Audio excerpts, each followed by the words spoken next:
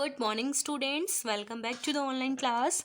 सो students देखिए, पिछली कक्षा में हमने अपना पाठ पढ़ रहे थे 17, ठीक है, सफलता की कुंजी। तो यहाँ पर हम 113 पर यहाँ तक पढ़ चुके थे कि जो हमारे लेखक हैं, ठीक है, लेखक हैं जो हमारे स्वेट मार्ट ने वो अपने एक मित्र का उदाहरण देना चाहते हैं। तो क्या उदाहरण देखिए, पढ़ते हैं। एक दिन उसने संकल्प के साथ सिगरेट पीना बंद कर दिया, ठीक है, दृढ़ निश्चय कर लिया कि मैं सिगरेट नहीं पीऊंगा और बंद कर दिया पीना। जितना पैसा वह प्रतिदिन सिगरेट पर खर्च करता था वह एक डिब्बे में डालता गया, यह समझकर कि सिगरेट में लग गया। यह समझ लेता था कि जो पैसा वो पैसा सिगरेट में ही लग गया। उस पैसे को बचाकर वो अपनी एक डिब्बे में डाल देता था। 1 वर्ष तक ऐसा करने से उसने डिब्बा खोला और उस पैसे से परचून की एक दुकान कर ली, व्यापार में लग गया। आज उसके पास कई मकान हैं, कारें हैं। तब वह समझा कि धुएं में उड़ा दी जाने वाली रकम भी अपना कितना महत्व रखती है, ठीक है। चलिए, यानी कि 1-1 रुपए जोड़कर उसने इतने पैसे जोड़ लिए जो पैसे वो धुएं उड़ाने में उड़ा देता था। एक अर्थशास्त्री का कथन है कि मनुष्य का 87% खर्च अनावश्यक होता है। एक अर्थशास्त्री मतलब जो इकोनॉमिक्स है, उनका एक कथन है, उनका एक वाक्य है कि जो मनुष्य होता है उसका 87% जो खर्च होता है वो अनावश्यक होता है, ठीक है। इतना पैसा वह अपने व्यर्थ के व्यसनों पर खर्च कर देता है। मनुष्य की मूलभूत आवश्यकता क्या है? भोजन और कपड़ा। कम से कम कीमत वाला शुद्ध और उचित भोजन, कम से कम कीमत वाले उचित कपड़े, बस यही 2 ज़रूरतें हैं जिनको वह अपनी आमदनी के 13% व्यय से पूरा कर सकता है। आपसे ही एक सवाल पूछा जा सकता है, क्या 500 का सूट पहनना ज़रूरी है? क्या 500 का सूट पहनना ज़रूरी है? 50 रुपये के सूट से आपका काम नहीं चल सकता। खाना आप घर बनवाएं और खाएं, वही अगर आप बड़ी ठाट बाट वाली दुकान से लें तो 3-4 रुपये लगेंगे। क्या ज़रूरी है वहीं से खरीदें? फुटपाथ पर खरीदने में क्या आपको शर्म आती है? सबसे पहले आप अपने खर्च यथासंभव सीमित कर दें, लिमिट में कर दें। कष्ट होगा, पहले दुख होगा, आपको अपनी इंद्रियों का दमन करना पड़ेगा, अपनी जो इच्छाएं हैं उनको मानना पड़ेगा, ठीक है। भविष्य में सुख पाने के लिए आपको यह तो करना ही पड़ेगा। इस प्रकार आप अपनी जमा पूंजी बढ़ाएं। जब वह बढ़ जाए तो फिर उसको उचित कार्य में लगाएं। इस प्रकार आप संपत्तिशाली बन सकते हैं। इसमें समय लगता है, धैर्य की आवश्यकता होती है, थोड़ा सब्र रखना पड़ता है।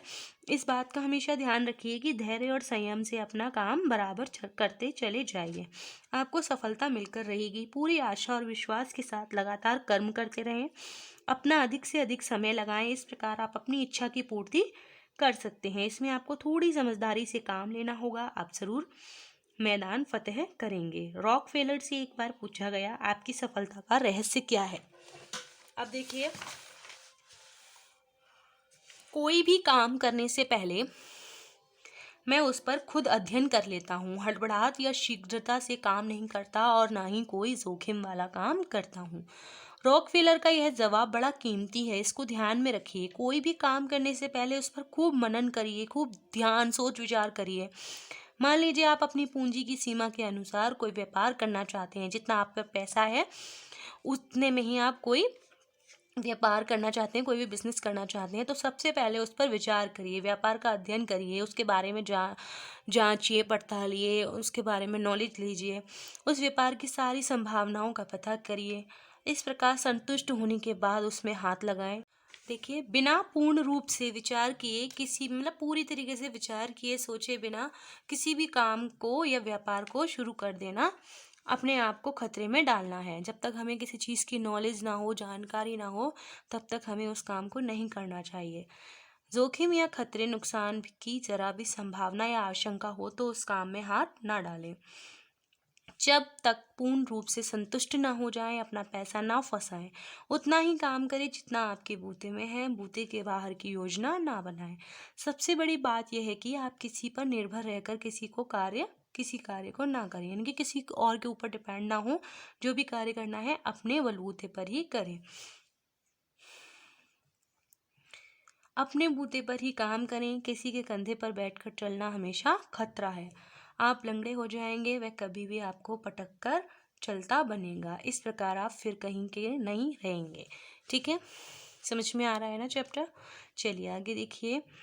कार्लाइल का कथन है कि मनुष्य का धनवान होना उसके भाग्य पर निर्भर नहीं करता है, बल्कि उसके कर्म और सूझबूझ पर निर्भर करता है कि वो कैसा कर्म कर रहा है। ठीक है, उसमें कैसी समझदारी है, उस पर निर्भर करता है। सूझबूझ को ही लोगों ने भाग्य की संज्ञा देकर बहुतों को गुमराह कर रखा है। यानी कि बहुत से लोग बोलते हैं कि जो मनुष्य होता है, मनुष्य का धनवान होना उसके भाग्य पर निर्भर करता है। अरे उसका तो बहुत अच्छा भाग्य है, वो तो उस पर तो बहुत पैसा है। ऐसा नहीं है। अगर हमारे अंदर समझदारी है, सूझबूझ है ना, हाँ, अगर हमारे अंदर कोई भी कार्य करने की क्षमता है, लगन है, तो हम भी धनवान बन सकते हैं। सूझबूझ को ही लोगों ने, मतलब एक गलत फहमी सी पाल रखी है कि सूझबूझ को ही लोगों ने भाग्य की संज्ञा देकर बहुतों को गुमराह कर रखा है। वास्तव में कार्लाइल के इन शब्दों को सोने के अक्षरों में लिखकर रखना चाहिए। कर्म और सूझबूझ ही मनुष्य को संपत्तिशाली बनाती है। ये कथन सत्य है कि कर्म और सूझबूझ यानी कि समझदारी ही मनुष्य को धनवान बनाती है। वास्तव में भाग्य नाम की कोई चीज़ नहीं है।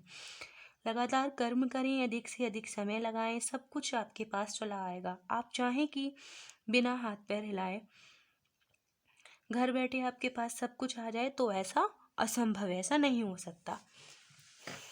आगे देखिए। बचपन में सुनी एक लोक कथा आपको बतलाता हूँ। दो मित्र थे। एक मित्र बोला, तेरा भाग्य खराब है, साबित कर इस बात को, चल मेरे साथ। भाग्य को न मानने वाला एक आम के पेड़ के नीचे ले आया उसको। जो भाग्य को नहीं मानता था वो दूसरे वाले को आम के पेड़ के नीचे ले आया। खूब पके आम लटके थे और हवा के झकोरों से टूट टूट कर गिर रहे थे। मित्र बोला, तू लेट जा, मुंह खुला रख, तेरे भाग्य में आम होगा तो मुंह में आकर गिरेगा। मित्र मान गया और लेट गया। शाम तक पड़ा रहा, एक भी आम उसके मुंह में आकर ना गिरा। दूसरा मित्र आम उठाकर खा गया। अंत में भाग्य को मानने वाला मित्र हार गया। भाग्य बड़ा या कर्म? कर्म बड़ा होता है। इस प्रश्न का यही उत्तर है कि भाग्य नहीं, कर्म बड़ा है। कर्म के बल पर आदमी अपने भाग्य को भी बदल सकता है। अतएव हमेशा कर्म पर विश्वास रखें। जब तक आप कर्म ना करेंगे आपको कुछ नहीं मिलेगा। कर्म की दुनिया है, कर्म करो तभी आपको सफलता मिलेगी। तो आज के लिए इतना ही। शेष भाग हम नेक्स्ट डे पढ़ेंगे। आप यहाँ तक रीड कीजिए। Till then, bye bye.